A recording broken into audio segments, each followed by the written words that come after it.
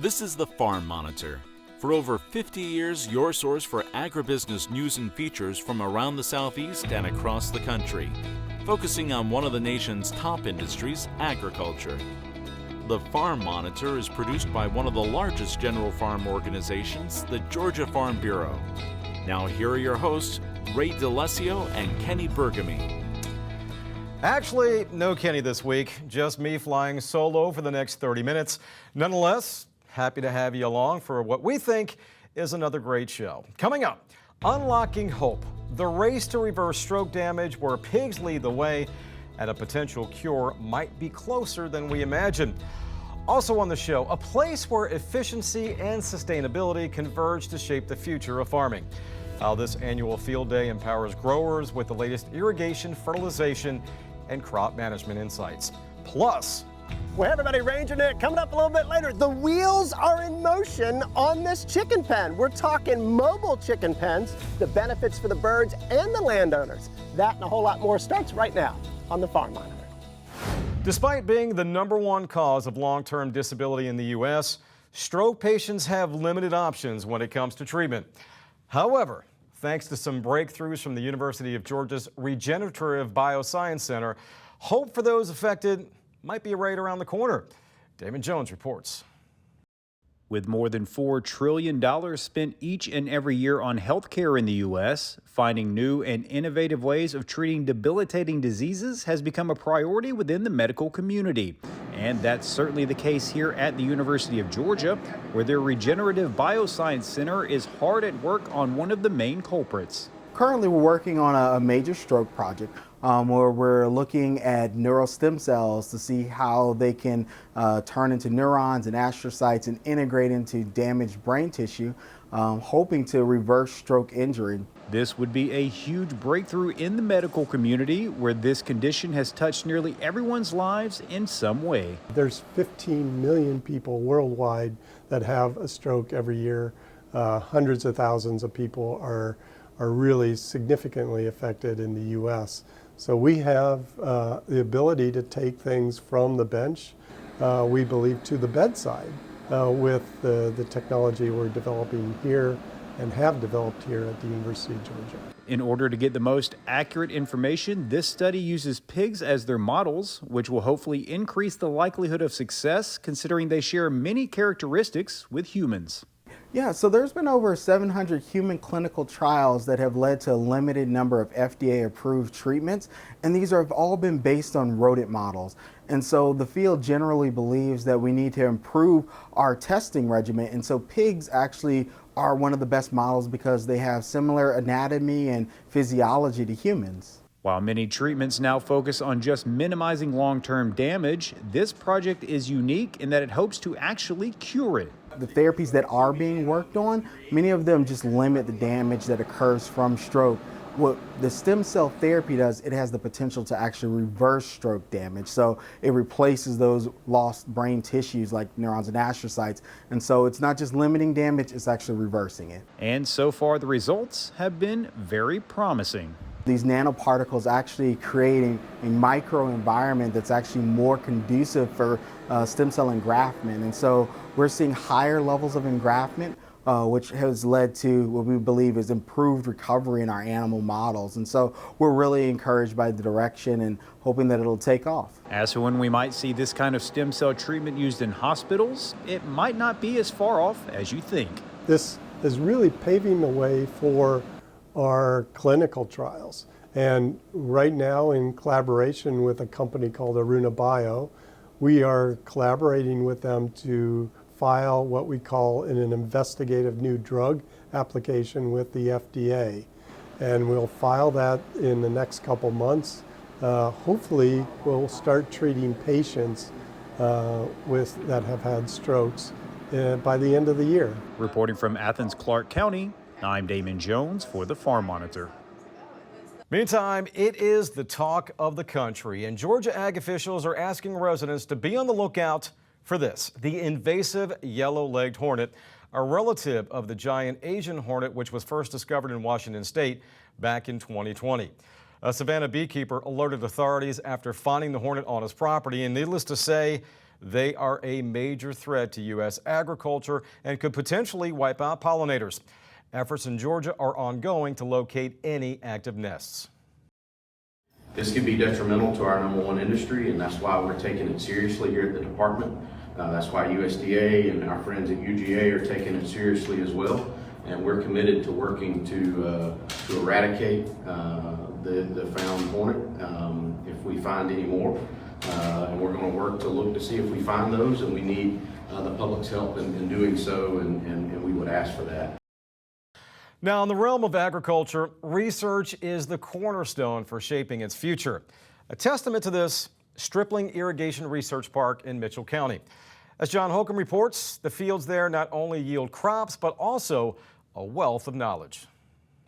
In Camilla recently, producers gathered for the Stripling Irrigation Research Park's biannual field day, a day that showcases the important research that's conducted each year that's aimed at educating producers on the latest and greatest technologies and practices they can take back home to utilize on their farms. Field days like this are a great opportunity for us at the university to extend that knowledge that we generate in our research plots to the general public, especially our growers who take this information and they can put it to use on their farms, whether it's how to fertigate a crop, how to chemigate a crop, or how to better irrigate their crops. They can hear about better ways of doing those things here during our field day. One big focus of the park, of course, is irrigation research, in which Perry says has helped Georgia producers better utilize water management on their farms for more than 2 decades. This facility was developed around 2000 to be focused on irrigation management and efficiency of irrigation here in southwest Georgia. We have 7 similar facilities around the state, but we're the one that is most focused on one area, that being irrigation and irrigation management. We know our farmers are going to have to irrigate most years, so we want them to be as efficient as they can be when they irrigate. So our facility does the research that helps them gain that knowledge and know how to use the technologies that can help them be efficient. According to Perry, irrigation will continue to be needed for food and fiber production, and being as efficient as possible is crucial in order to be better stewards of that limited resource. So water use efficiency is important because we're going to continue using water in agriculture, and in South Georgia it's one of the largest users of water compared to more metropolitan areas. So we've gone through water wars with Florida and Alabama. We've gone to the Supreme Court, and the Supreme Court justices basically pointed out we need to be efficient when we irrigate. We know that we want to be good stewards of the water. Farmers want to be good stewards. They irrigate, but they also use the water for their families. So we want to help them be as efficient as they can be to keep the water in the aquifers and in the streams, keep the critters happy, but also be able to irrigate the crops. One highlight of the day was Commissioner Harper giving the keynote address, in which he spoke about the importance of agricultural research that's vital for the survival of production agriculture. If we don't invest in the next generation, it's going to be more difficult for agriculture to continue to be successful. You know, every day farmers and producers are asked to do more with less, produce more product with less input. And you know, we do that through research and innovation, and what they're doing here at the irrigation park here at Stripling's helps us do that, especially from a water perspective and the usage of water, but also, you know, they're looking at other aspects of the crop from fertilizer and everything in between. So it's important work, and it's important that we continue to invest in that work as a state and as a nation because of the role that it plays in the advancement of agriculture. Reporting in Camilla for the Farm Monitor, I'm John Holcomb. Well, hey everybody, Ranger Nick. Hey, gotta make this quick, got some work to do. I'm over here in Jefferson at a farm moving chicken coops. I'll explain why we're moving them and where we're moving them to next.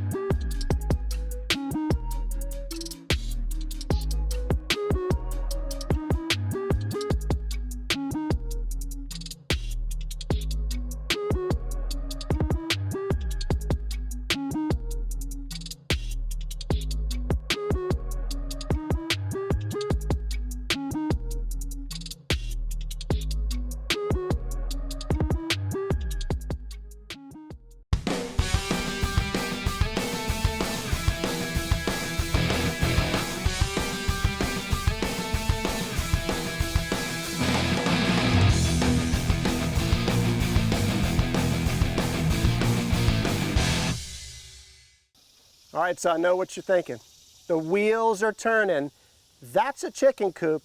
It's got wheels on it.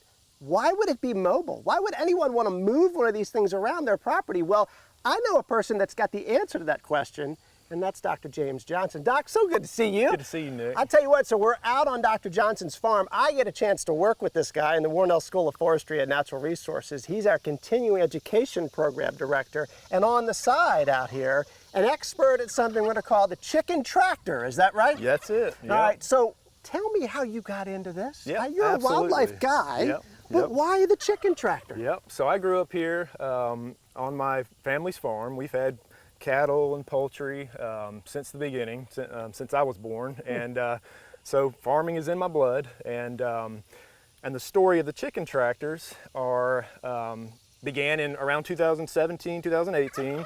I developed a red meat allergy from a tick bite. All right. And so started eating a lot of chicken, a lot of birds, and a lot of fish. And so the wheels started turning in me, trying to figure out, what's the best way for me to go about this. We're on a farm, let's raise our own meat birds. And so that's where the whole thing began. Started looking at YouTube videos and trying to figure out what people have done. And one of the best ways to do it is with a chicken tractor. And that mobility, moving Yep. them, why? Yep. Why not just Yep. keep them in one place? Absolutely. So there's a lot of benefits. There's benefits for the land and for the birds. Stationary coops, you develop a buildup of manure and waste, pests for the birds, so parasites and things. Parasite loads can build up, so you can reduce mites as you move them. So we try to move these tractors every day to give them fresh grass and bugs and seeds. And so there's a lot of benefits for the land and the birds. You get healthier, happier birds at the end of the day. So this is the direction we went. And look, I can see him smiling in there too. And what I want to talk next about is the design options that we might have, Absolutely. interior design and decorating options for these. So let's go on over and talk about that next. One of the most important factors is going to be weight and how you're going to move it. Are you going to use machinery or are you going to pull it by hand? So that's an important factor to think about. Right. We can pop the hood and kind of take a look at Let's it. do it. And you've got handles Yep. on there, James. You thought of everything. Good. And so I can't take full credit. My dad is the mastermind behind the build designs on both of these tractors. And so we've got, it's summer, it's hot, so we've got full airflow, the back's open. We can get a good draft through these. I noticed that. The nice thing about them being mobile, if it gets too hot, we can pull them to the shade if we want to. Animal welfare, huge to think about. absolutely. Making sure these ladies are okay in here. And these feeding stations Yep. are up and down as well. Yep, so you can pull these up and down, All right. get them out of their way. Depending on what kind of chickens you're raising in these, sometimes they need 12 hours of feed and then 12 hours off of feed. Okay. So making things easy on yourself, just kind of thinking through those designs. And good on that. And then also over here, you've got a little storage component. Yep. It could become a nesting area. Could be box. a brooding box. Yeah, Yep. yeah. And you can use chicken tractors for, it can be a hospital coop if you've got sick birds, if you Yep. need to quarantine away from your main flock. I was thinking quarantine initially because I thought, you could put some birds that you're not sure about before you release them to the others. Absolutely. Check Yep. them here. Yep. Now, you've got another one over here that has got, it's the Taj Mahal over here. Yep. So we got a double-decker here. Okay. Yep. Yeah. So, and Yep. what are the advantages of that, would you say? Yeah, so gives them another place to roost, get up off the ground, depending on what kind of birds you've got in these. We've got the original idea behind this was going to be for laying chickens, and so if we're going to collect eggs, and so because it's a double decker, the second platform is up here. Yeah. We were originally going to have nesting boxes across the top that you can access from the outside to come collect your eggs in the morning. But you can do layers or meat birds, just depends on what you're targeting. And I love it. You're thinking of these different things. You're not just winging it, in other words, James, and that's important. What I want to do next is I want to talk about some recommendations. I want to think if you're going to do this at home, what are some things to think about with those birds in mind? Let's go there next. Well, the word of the day is efficiency with the chicken tractor, and it starts with the wheels. James, I see that we can take these on and off. Talk to me about those wheels. Absolutely. So these are tubeless wheels. They can withstand being out in the weather, in the sun, and they're not going to go flat. It's like NASCAR, just like that. Pit change there. There you go. And when that wheel comes off, I notice that that gap goes away. Yep, we can flush them to the ground. You know, we've got all kinds of predators, foxes, raccoons that are going to want to get under there and get themselves a chicken dinner. So that's right. So being able to do that is essential. Absolutely. And when you're moving them, when the wheels are on, how often are you moving these things? So it depends on how many birds you have and what age they're at. I typically move standard breed chickens about once per day, and so it gives them a fresh meal every day of grass and bugs and seeds, and that can offset your feed cost as well.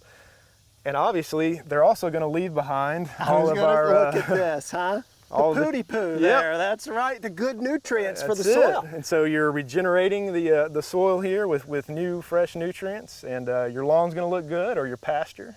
It's free range with a roof and wheels. That's it. I love it. Y'all, thanks so much, James. Absolutely, I hope you've enjoyed it. I sure have. Thank you so much for today. Y'all know what to do while you're online learning more about chicken tractors and checking out some YouTube stuff. Check out the Ranger Nick Facebook page and what's going on with the Farm Monitor. And until next time, for the Farm Monitor, I'm Ranger Nick, reminding you, as I always do, that enthusiasm is contagious. So pass it on. Y'all, thanks so much for watching. We'll see you right back here again, this time next month. See ya.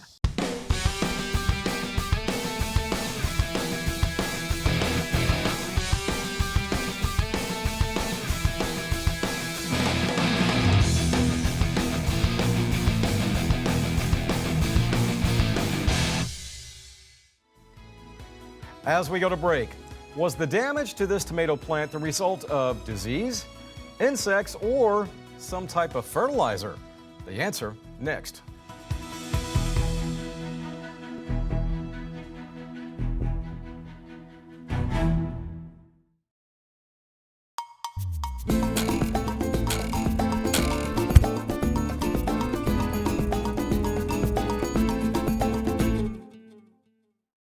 Hi, Paul Pugliese here with the University of Georgia Extension.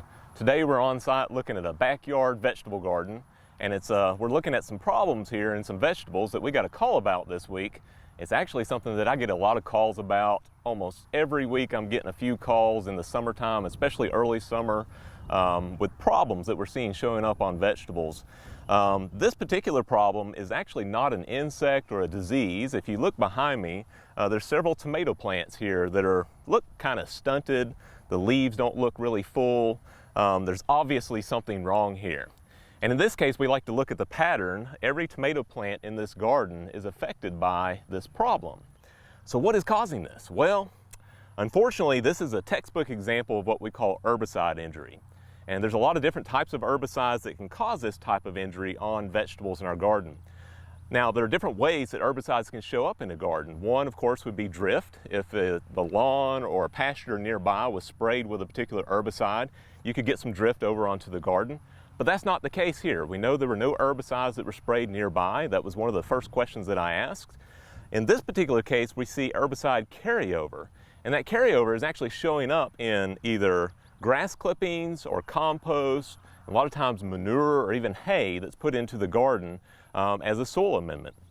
In this particular situation, the client actually got manure from a local farm, and that manure actually has herbicides in it. Unfortunately, they weren't aware of this. When they got the manure, they used it in their garden as a soil amendment, which is a great thing to do. But a lot of people don't realize that most of the hay and most of the pastures that are grazed for animals like cattle and horses are sprayed with these herbicides that can actually carry over and still be active even in the manure for months, sometimes years after they've been applied. Now, these herbicides, interestingly enough, are very safe to use around animals. We use these in cattle and horses in their pastures, and there's not really any concerns there as far as animal toxicity. In fact, a lot of these herbicides you can spray and graze without any concerns as far as the livestock. And that's why they're such a popular herbicide. These are very selective herbicides. They only kill broadleaf plants. Things like tomatoes and okra in your garden would be very sensitive to that.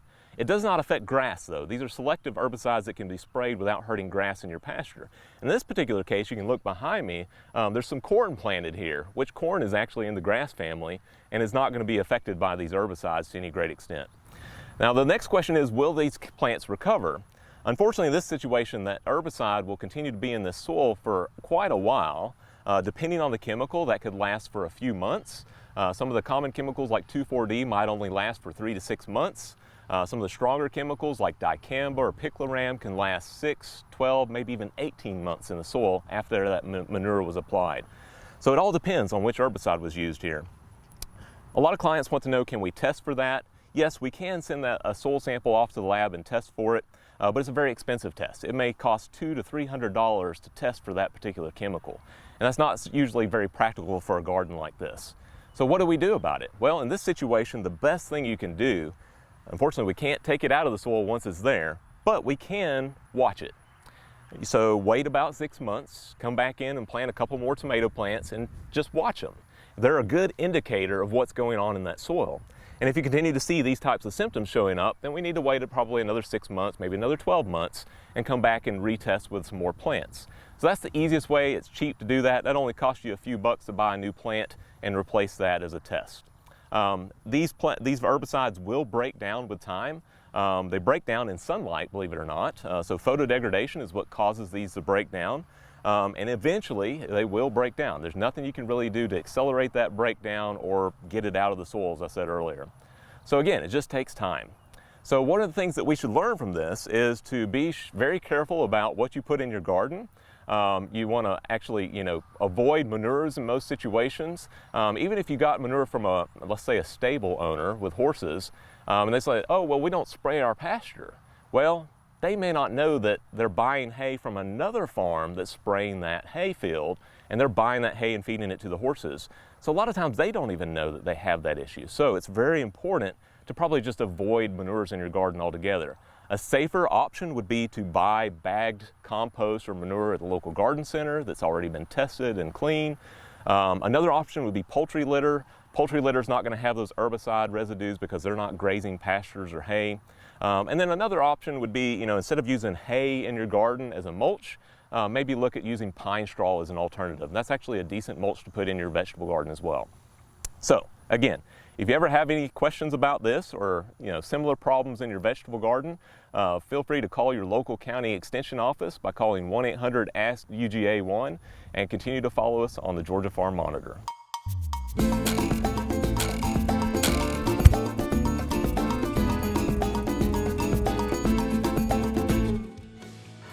That's our show for this week. For everyone here at the program, take care, and we'll see you next time right here on the Farm Monitor. Stay safe, everybody.